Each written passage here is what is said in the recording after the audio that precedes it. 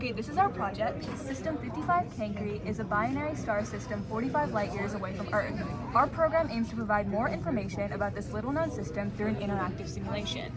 So this is the title screen. When you click to begin, it pulls out a simulation of the 55 Cancri system, including Janssen, which is called Hell on Earth because it's the hottest planet that's been discovered so far, Galileo, Brahe, Harriet, and Librahe, which are all unique planets that are named after very famous scientists. So I'll take you to the code, which this is the code for our splash screen. It's very simple HTML. Oh, one more thing, the programming languages that we use mainly are HTML, CSS, and JavaScript, and for the backend we're using Python and SQL. So this is the HTML for the splash screen, and it's very simple. It just click on the button and we go to our real page, which is this. So we start with a main divs for each of the suns and the planets, and then we create buttons down here, which I haven't shown here. What our plan was to create a nav bar with information about each of these planets as we go through, but due to lack of time we weren't able to implement that. However, we did pull down the database and get all of the information, which Anish will show you later.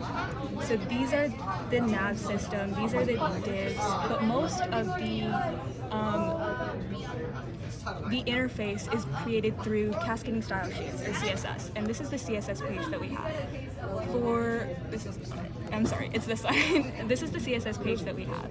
For each of our planets, we've created a new class and brought in images of these things. Here we can show you each one, and then we have them transforming over a 50%, for example, this one, based on how fast they actually move in real life. So our Janssen will be moving at a 50% rate, while if we go down, some of these will be moving faster and are in different areas. So we have a different one for each of the orbits, each of the planets, and each of the outlines for each one.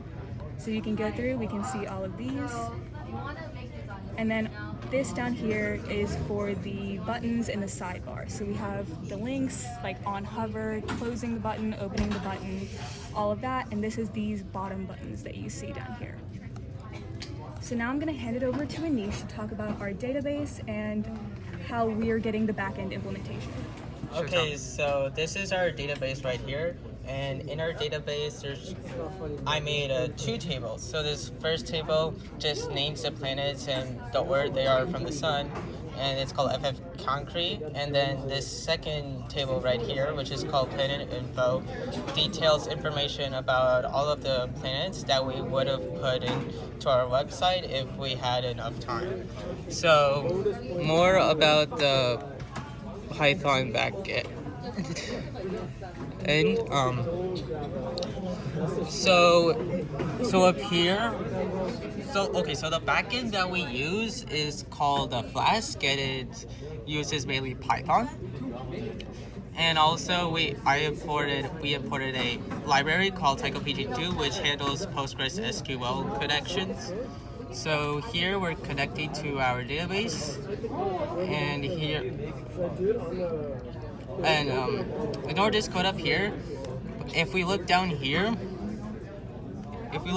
when the user clicks on one of the buttons in our HTML website for a specific planet like Janssen, this code here will read in Janssen, and then it will execute a query that gets the information about Janssen and brings it over here and stores it in a variable called info.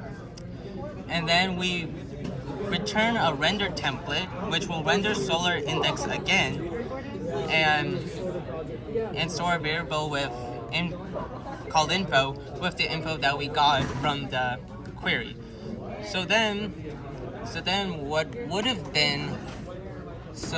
right here, that information would be displayed if there was some info.